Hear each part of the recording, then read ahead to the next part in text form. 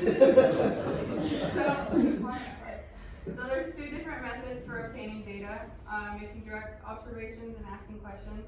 Carlson talks about this all the time, so if he pulls up to a scene, he's going to park a little bit further so he can assess the scene that's making direct observations. And when he talks to the complainant, he's asking questions to further obtain information about the situation that he was called upon. And then there is qualitative versus quantitative data. So does anyone know the difference between those two? No.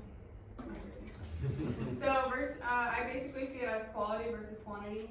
Just remember that quantitative has an N in it, so there's going to be numbers. And the book uses an example of a burglar study. So if they're studying the number of times the person has been arrested, what do you think that is?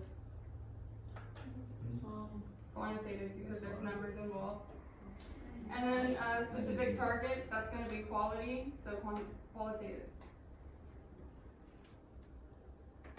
I was in charge of topics appropriate to field observations. There was quite a few observations that were brought up, but to summarize the section, it was a lot of field research and analytic studies. Did a lot of asking questions. They went around like a rough neighborhood with a lot of shady parks, and they asked questions. Hey, if we threw more, lights or lighting in this park, do you think crime would drop? Would gang violence stop? Would graffiti stop? The park was actually in London, and the street lighting was a crime preventative observation.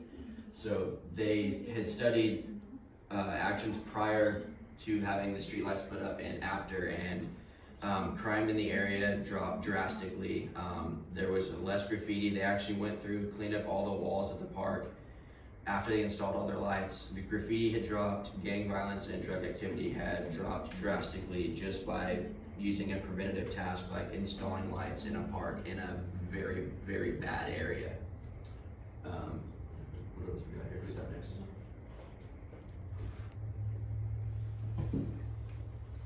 Hello. Okay. So researchers, I found out they don't always need to participate in what they study, but they usually go to where the research is taking place and just watch the action. So, does anyone think it's ethical to deceive the people we are studying? Yes. Yeah. No. In certain situations, yes. Okay. You're never supposed to use deception. Alright, so that's a good question. What do you think? Yeah. I think, well, I won't bring that up at all. Okay, so. No, but I found out no researchers deceives her or some subjects solely just for the purpose of it. The reason they do is because mostly the people will give honest answers and valid reasons why that question, if they know it's not they're being researched for a project. So they'll tell the honest thing, what they really think, and not lie just so like their question or whatever the person asks, they can seem like differently, So that's what I found out.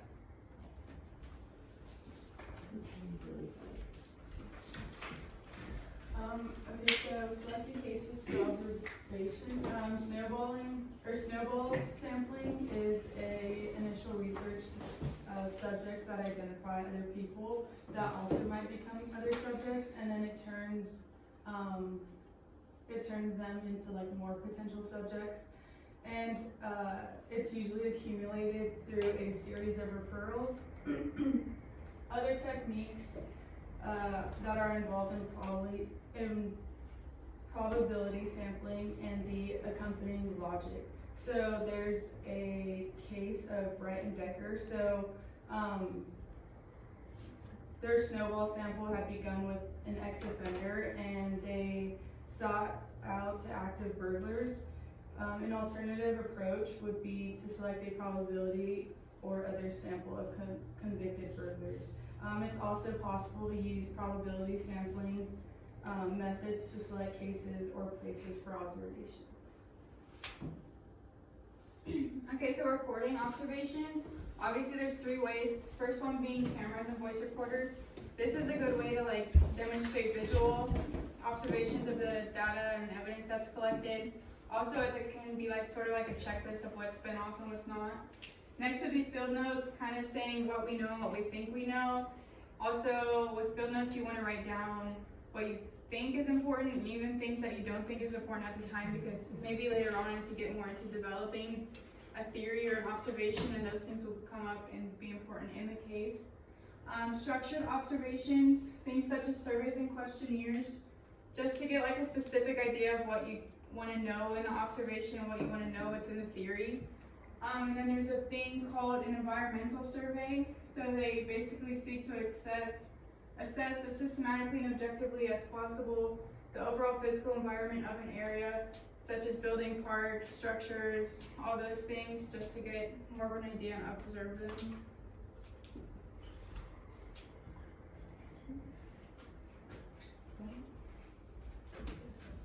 Okay, mine was on making field observations and other data. On the section that I had, it had a quote which says, criminal justice research sometimes combines field research with surveys or data from official records, which basically means that previous to the slide before mine, that research that is used in some cases, like if you collect surveys or questionnaires, they're used into observations that come into play together. And then, can anyone tell me what safety audit is? It's, Safety measure? it's basically like providing like security and safety from different types of places, like just generally like whether you work somewhere, like you have to know who you're working with. You just don't want to work with anyone in a sense. And then the combination of field observation data and survey questionnaires, basically meaning that you want to know the degree of social activism that is taking place, because you take surveys to know the amount of situation that's happening. Like in the section talks about beating meats, and they want to know like why they're doing it, like to a certain extent. Not like that.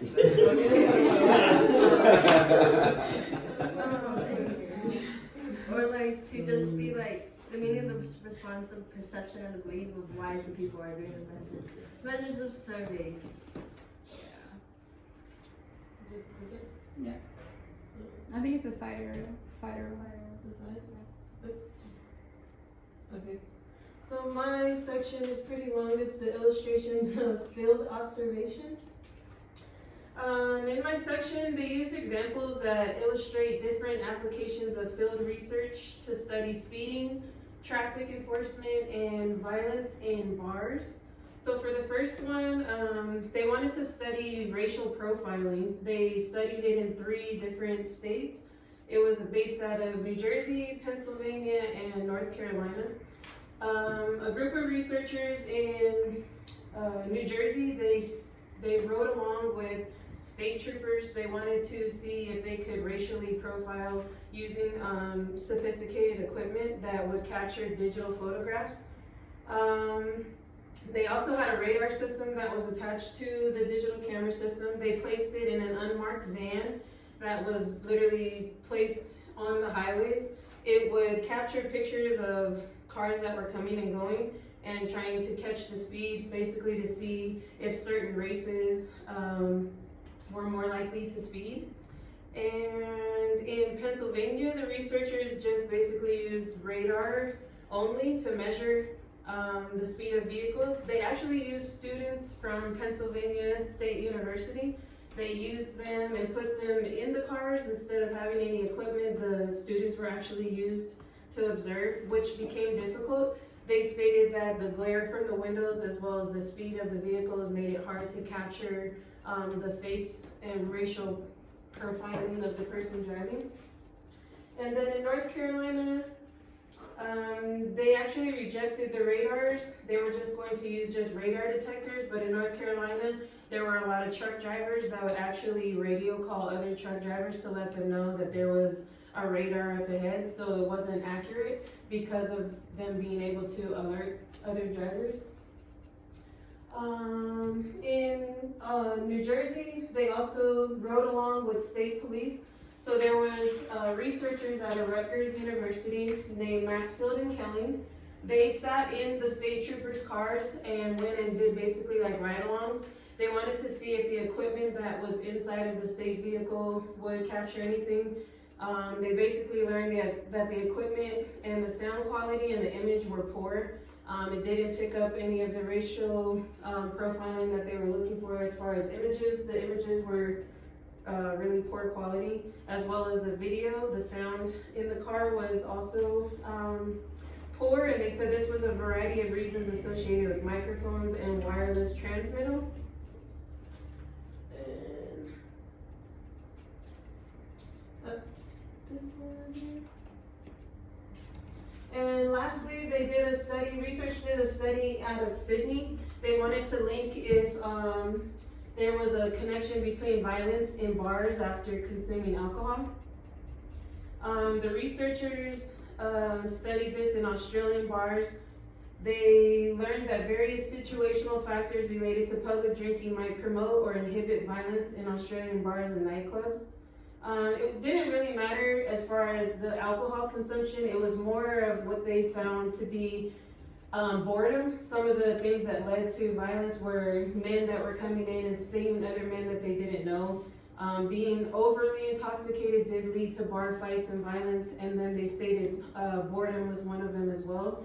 But one of the key factors that they really played, that they saw play a part, was the staff. They noticed that the bouncers that worked at the clubs were more likely to start and initiate the fights, and they felt like their machismo position was important, so they were actually the reason for most of the bar fights and violence. It wasn't just the alcohol consumption.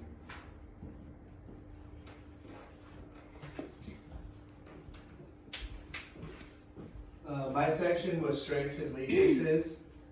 I'm going to give 3 people one of the terms, and then I want you guys to come up with a reason as to why it's a strength or weakness. Torin, you take validity. Sure. Shanti, will you do reliability? And Rosie, will you do generalizability? Validity is a strength, and the techniques that they use are field studies and survey methods. Survey methods are a little less useful than a field study though, because it's hands-on observations as for a field study. So that would be a little bit better. Reliability is a weakness. It's a qualitative field research method, but it's a weakness because the qualitative data can be interpreted differently by another researcher versus one. So if it is more quantitative and it was numbers, then it would be a little more accurate. Generalizability has two different factors to it: personal nature and in-depth view. Personal nature is also talked about the differences between one researcher's opinion on something and another researcher's opinion, and how it's not always the same. And an in-depth view, taking an in-depth view on something generally lessens the generalizability of what they're actually trying to study. So that was also a weakness. Are you guys ready with your reasons as well? Working on it. What I'm gathering from validity is it's just saying you'll have basically just a solid foundation of what your field observation is. So if you can have people confirm whatever you're observing or whatever you're studying, that it's going to be a valid topic. So say what you say, like back to my streetlight case on my section, they brought up the option, okay, if we install streetlights in this area, will it stop the crime or will it help slow the crime down? They asked the general population of the area, the neighborhood, the surrounding areas, yes, we think it would happen, or yes, it would help. So they, made it happen. They got their streetlights installed in the park, and then after a few months, they went back and asked the neighborhood, hey, has crime stopped or has this? And then they all confirmed, yeah, there's been a lot less issues. So validity would be related to that as well. it's been it was proven true, so it's a strength. Okay. So, reliability, right, like I said, of being trustworthy, reliability, of being trustworthy. It also goes with mine too, because like I said, like when they ask, is it ethical to deceive people or why they do it? They do it because people won't be honest about what they're saying, and that goes in with that. You have to be trustworthy and know what you mean and what you're saying when you do your surveys and while you're researching it. Generalizability. It's an important element of research methodology, and it's usually like not exclusive. Like, you can't just make like a basic statement about something, you have to have the analyzed data to back something up. Yeah. So basically, facts behind the statement. Good. Did we pass? Savannah, do you wanna do your questions? Or the question? Stand up here. Stand up here. She's asking the question. Oh, so. Like all of them? Yeah. What is ethnography?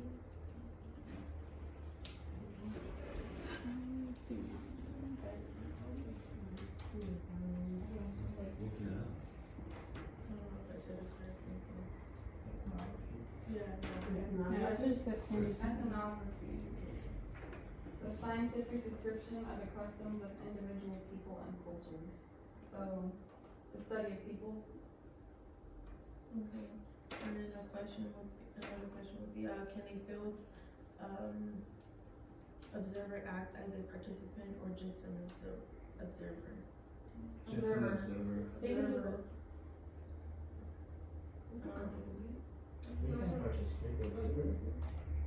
Maybe they can observe what it's like to be participants. I